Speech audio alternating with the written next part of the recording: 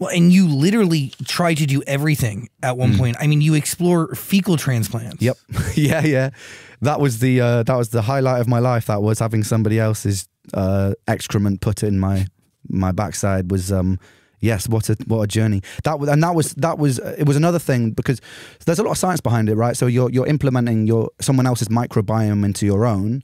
So at the time I was like, because I had so many digestive problems, I was like, maybe it's gut based, and maybe it's just like this dysbiosis that's throwing my whole body off. So, and one of the most researched things, and it was healing things like Crohn's disease, it was healing a lot of autoimmune conditions. Even MS was being slowed down by having these fecal transplants. So, you know, my music wasn't known at the time. I spent 6 months raising £6,000, which was the price of it. You know, I don't come from a poor family, so they couldn't help me. So I had to do it myself, really. I started doing these health blogs and reaching out to the chronically ill community, and eventually I raised the money. And there was so much hope. This is just before the psychosis. There was so much hope for that 6 months. At the time I was so ill and so underweight that I couldn't get out of bed.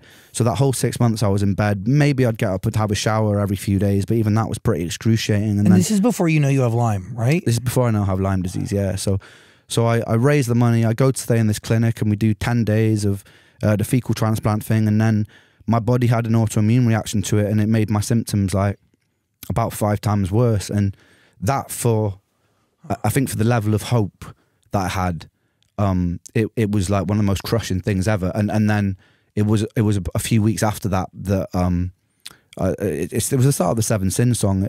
I was literally lying on the kitchen floor, like with my hands, sort of like with my nails digging into the floor, because it was in so much pain and so much, I don't know, just I was just so bitter about the fact that you have your sights set on this thing, you do this thing, and then it not only does it not work, but it makes you worse.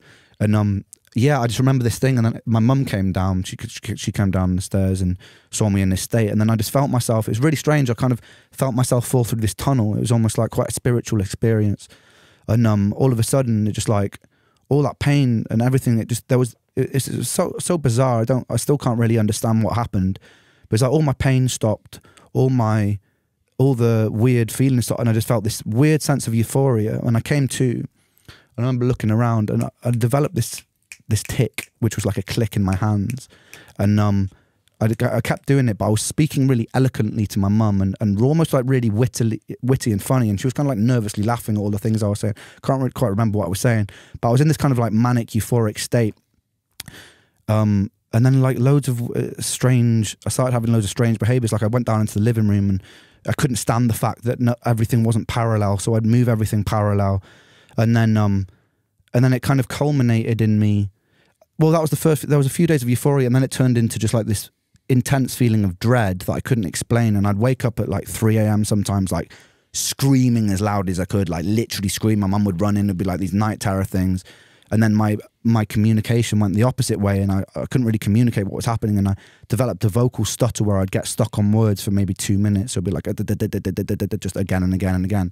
And then I started becoming quite delusional and thinking that the only explanation for my health struggles could be demonic or some sort of experiment. It was like the only thing that my mind at the time, a rational mind, made sense. And there was a time where I decided that the only way to short circuit my reality was to do the thing that was least expected of me. And this one time while I was in the car with my mum, I jumped out the car on a road. I ran into the road and I took off all my clothes, and I just lay in the middle of the road and caused a traffic jam while I was like laughing hysterically at the sky, because I thought this is the last thing they expect. And if I do this, then all of this is going to stop. And then the police came up, and luckily my mum talked me out of getting sectioned. And yeah, that was about 3 months where I was just in this really intense psychosis.